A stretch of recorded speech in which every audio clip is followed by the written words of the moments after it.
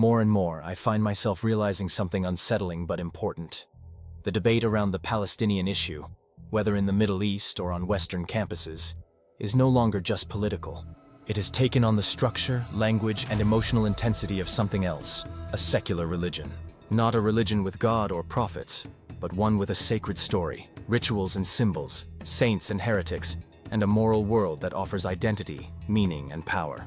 And like many religions in history, this one is not only born from below, from real pain and injustice, it is also encouraged from above, by political systems, media forces, and powerful donors who find it useful to turn moral outrage into ideological fire.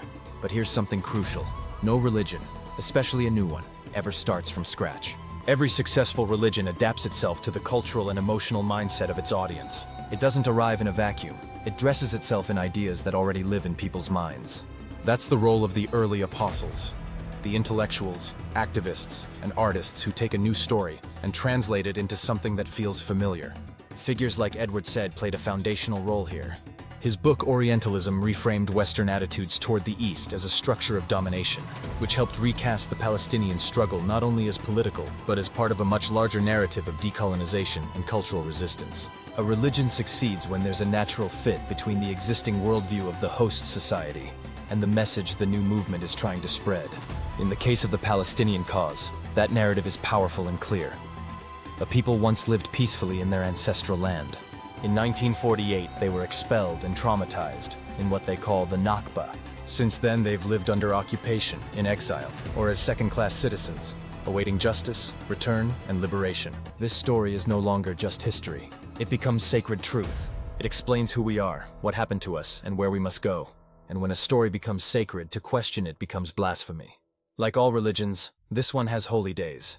Like Nakba Day, observed with mourning and public ritual. It has sacred objects, like the Key of Return or the Palestinian flag. Icons and saints, posters of martyrs who die for the cause, such as Layla Khalid, who became a global symbol after participating in airline hijackings in the 1970s. And liturgy, like the chant, "From the river to the sea," repeated in cadence like a prayer, or the call and response, "Free, free Palestine." And like all emerging religions, it taps into something primal. People who feel lost, humiliated, or invisible are drawn to a story that tells them their pain has meaning, that they are victims of great injustice, and that their future is one of redemption. But this narrative didn't just resonate in the Middle East. It succeeded globally because it attached itself to existing patterns of thought, especially in the progressive West. In the US and Europe, the Palestinian cause was able to merge with dominant cultural frameworks like anti-colonialism, anti-capitalism, racial justice, intersectionality, and guilt over Western imperial history. And it found one of its strongest allies in the movement for Black lives. Starting around 2014 with the rise of Black Lives Matter, a new synthesis emerged, one that fused the struggle of African Americans with the cause of Palestinians. Shared language, like occupation, state violence, apartheid, and resistance, helped unite these two identities into one moral front. Palestinians were no longer just a foreign people suffering elsewhere. They were mirrors of Black Americans, both seen as people of color, victims of militarized systems, oppressed by powerful Western states. Social media solidified this connection. Chants like "From Ferguson to Palestine" and murals that paired George Floyd with Palestinian figures symbolized a new transnational theology of oppression. It wasn't just political anymore. It was theological in emotional tone, and evangelical in outreach. The Palestinian became not just a person, but a sacrament, the ultimate metaphor of systemic injustice. And like every religion, this one draws sharp moral boundaries. There are the faithful, those who fight for liberation, uphold the narrative, and embody resistance. There are the heretics, those who talk about compromise, who speak of complexity, who ask uncomfortable questions. Even Palestinians who don't align with the dominant narrative, such as Bassem Eid, a human rights activist critical of the Palestinian Authority, are often excommunicated, accused of betrayal or collaboration. The Palestinian cause becomes more than national identity. It becomes a spiritual category, a badge of virtue in a moral universe of good versus evil. Nowhere is this more visible than on Western university campuses. Encampments, group chants, collective mourning, these aren't just protests. They're ritual performances. They draw from the logic of worship, not from political discourse. And here's something we must take seriously. This spread is not purely grassroots.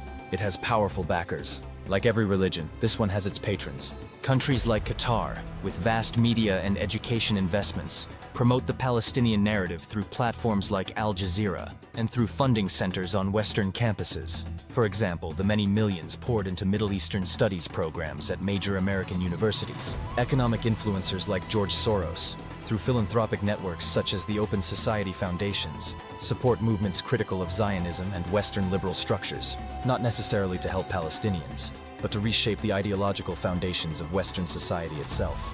What's the goal?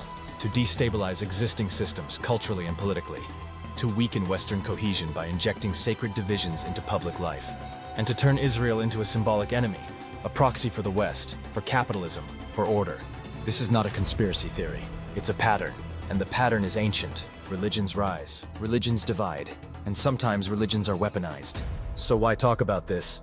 Because when we understand the Palestinian cause not only as a national movement, but as a secular religion, we see why it ignites such passion, demands such moral purity, and resists any form of compromise. You can negotiate policy, but you can't split a sacred story. This doesn't mean the cause is irrational. It means it's powerful. It meets deep human needs, for dignity, for belonging, and for justice. But it also means we must handle it with care. And here's a question worth asking. Eventually, the war in Gaza will end.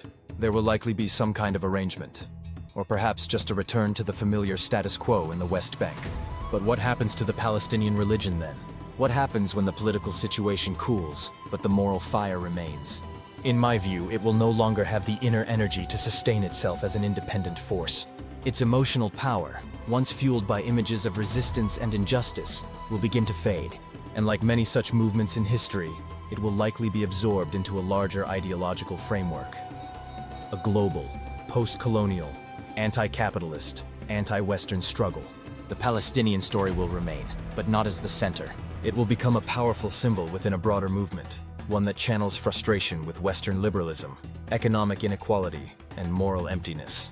And increasingly Islam, both spiritual and political, will offer its shelter to this synthesis, not as radical Islamism alone, but as a civilizational alternative, a tradition that claims to restore meaning, purpose, and unity, in contrast to what is seen as a fragmented and morally exhausted West.